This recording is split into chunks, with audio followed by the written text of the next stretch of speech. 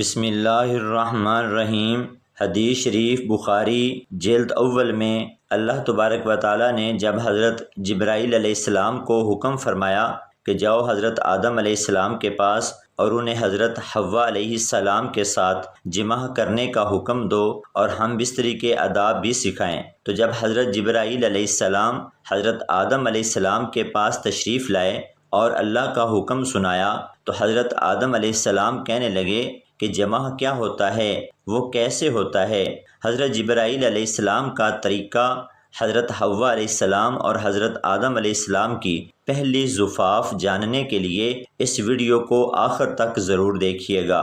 حضرت سیدنا امام غزالی رحمۃ اللہ علیہ فرماتے ہیں کہ ہم بستری کرنا جنت کی لذتوں میں سے ایک لذت ہے۔ حضرت سیدنا جنید بغدادی رحمۃ اللہ علیہ فرماتے ہیں کہ انسان کو جمع کی ایسی ضرورت ہے جیسے غذا کی، جیسا کہ ہم سب جانتے ہیں کہ کھانا پینا انسان کی سب سے پہلی اور سب سے بڑی ضرورت ہے۔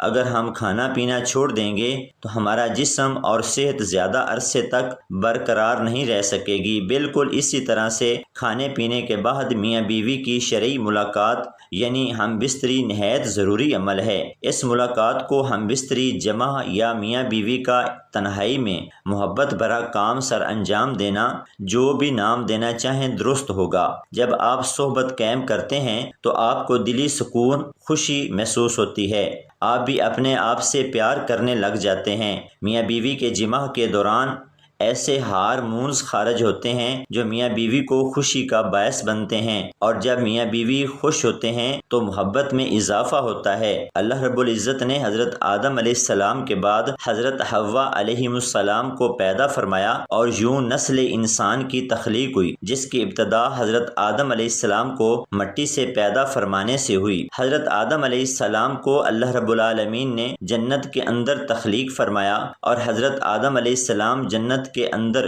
اکیلے بشر تھے یعنی انسان تھے، اور ان کی جنس سے کوئی بھی بشر موجود نہ تھا جس کے ذریعے سے حضرت آدم علیہ السلام انسیت حاصل کرتے۔ چنانچہ آپ اپنے دل کے اندر سوچا کرتے کہ کاش میرا بھی ہم جنس ہوتا تاکہ میں بھی اس سے انسیت حاصل کرتا۔ اللہ رب العزت خوب جانتے ہیں جو کہ حضرت آدم علیہ السلام کے دل کے اندر چل رہا تھا۔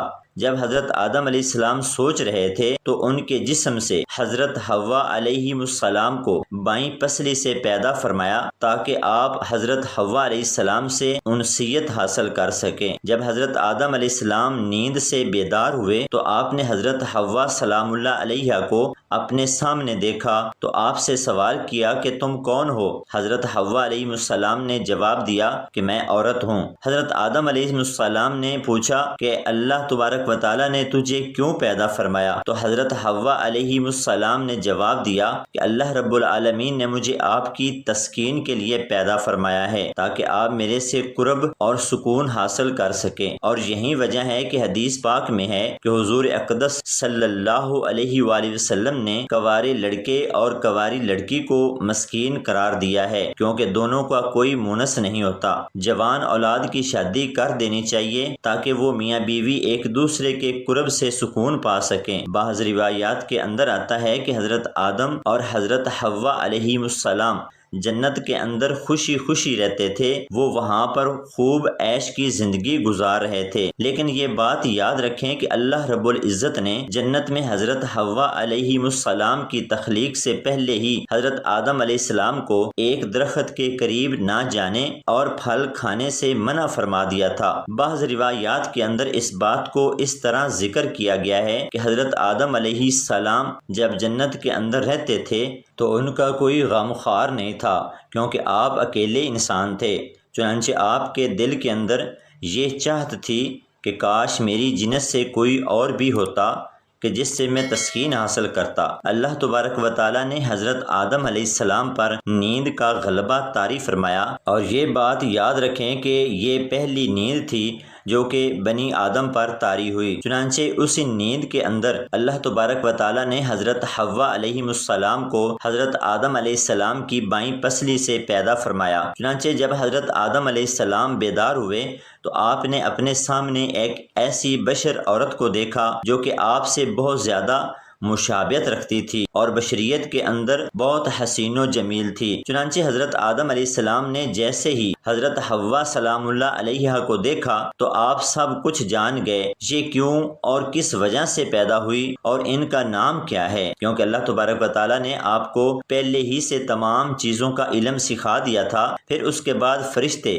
حضرت آدم علیہ السلام کے علم کا امتحان لینے کے لیے ان کے پاس آئے اور حضرت آدم علیہ السلام سے سوال کیا، اور حضرت آدم علیہ السلام کو سلام کرنے کے بعد فرشتوں نے پوچھا کہ یہ سامنے تمہارے جو مخلوق موجود ہے یہ کیا چیز ہے؟ حضرت آدم علیہ السلام نے ارشاد فرمایا کہ یہ عورت ہے۔ چنانچہ پھر ان فرشتوں نے دوسرا سوال کیا کہ عورت کا نام کیا ہے؟ تو آپ نے فرمایا کہ اس کا نام حوا ہے، جس پر فرشتوں نے پھر سوال کیا کہ اس کا نام حوا کیوں رکھا گیا؟ حضرت آدم علیہ السلام نے جواب دیا کیونکہ ان کو ایک زندہ انسان سے پیدا فرمایا گیا، اسی وجہ سے اس کا نام حوا رکھا گیا۔ حضرت ابراہیم نخائی رحمۃ اللہ علیہ روایت کرتے ہیں کہ جب اللہ رب العالمین نے حضرت آدم علیہ السلام کو پیدا فرمایا تو اللہ تبارک و تعالیٰ نے حضرت آدم علیہ السلام کی طرف ایک فرشتے کو بھیجا۔ حضرت آدم علیہ السلام کو جمع یعنی ہم بستری کا حکم دیا تو انہوں نے حضرت حوا علیہ السلام سے ہم بستری کی۔ چنانچہ جب حضرت آدم علیہ السلام جمع سے فارغ ہوئے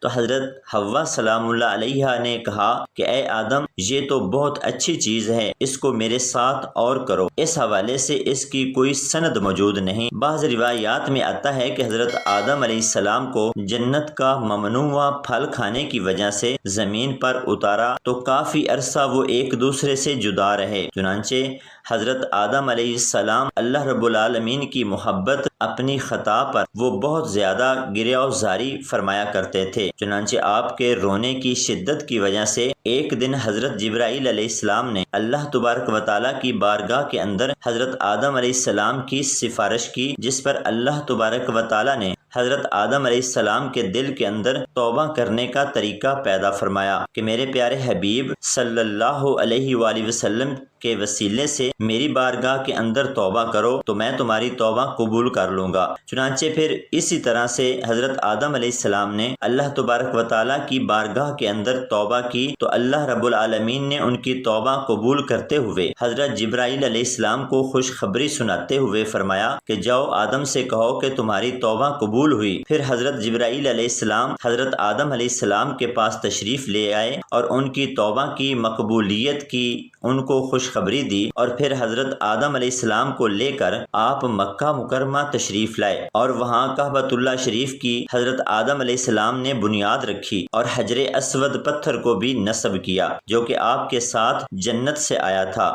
اس کے بعد حضرت آدم علیہ السلام نے حضرت حوا علیہ السلام سے میدان عرفات کے اندر دونوں کی ملاقات ہوئی۔ چنانچہ ایک عرصے کی دوری اور وقت اور دنیا کے تغیرات کی وجہ سے دونوں کے اندر کافی تبدیلیاں آ چکی تھی، اس وجہ سے دونوں ایک دوسرے کو پہچان نہ سکے، جس پر حضرت جبرائیل علیہ السلام نے آپ دونوں کا تعارف کروایا۔ محترم ناظرین، حضرت آدم علیہ السلام اور حضرت حوا علیہ السلام اکٹھے رہنے لگے، لیکن حضرت آدم علیہ السلام کو جنت کے اندر حضرت حوا علیہ السلام سے قربت کرنے سے منع کر دیا گیا تھا، اور نہ ہی کسی قسم کے تولات تناسل کا سلسلہ شروع ہوا تھا۔ اس لیے حضرت آدم علیہ السلام اور حضرت حوا سلام اللہ علیہ علیحدہ علیحدہ سویا کرتے تھے۔ چنانچہ ایک مرتبہ اللہ رب العزت نے حضرت جبرائیل علیہ السلام کو حکم فرمایا کہ جاؤ اور حضرت آدم علیہ السلام کو حکم دو کہ وہ حضرت حوا علیہ السلام سے جمع کرے اور ان کو آداب معاشرت بھی سکھاؤ۔ حضرت جبرائیل علیہ السلام حضرت آدم علیہ السلام کے پاس تشریف لائے اور ان کو اپنی بیوی حضرت حوا سلام اللہ علیہ کے قریب ہونے کا حکم دیا اور ان کو آداب معاشرت بھی سکھائے، اور انہیں اس بات کا حکم دیا کہ یہاں سے اٹھ کر حضرت حوا کے پاس جا کر لیٹے۔ چنانچہ حضرت آدم علیہ السلام نے ایسا ہی کیا، جس کے بعد حضرت آدم علیہ السلام جب واپس آئے تو حضرت جبرائیل علیہ السلام نے پوچھا کہ آپ نے اپنی بیوی کو کیسا پایا؟ تو حضرت آدم علیہ السلام نے ارشاد فرمایا کہ بہت اچھا پایا۔ محترم ناظرین، اس حدیث شریف کے بارے میں علماء اکرام نے یہ ارشاد فرمایا کہ یہ حدیث منکر ہے، کیونکہ اس حدیث کے اندر 2 راوی ایسے ہیں جس کو امام بخاری نے منکر قرار دیا ہے۔ پھر اس کے بعد حضرت حوا علیہ السلام سے نسل انسانی کی ابتدا ہوئی، اور بعض روایات کے اندر ذکر ہے کہ آپ کے 20 حمل ٹھہرے اور آپ کے ہاں 20 لڑکے اور 20 لڑکیاں پیدا ہوئی۔ اس طرح سے نسل انسانی پھلتی پھولتی ہوئی آج تک جا پہنچی ہے۔ اللہ رب العالمین ہم سب کو اپنے حفظ و امان میں رکھے، آمین یا رب العالمین۔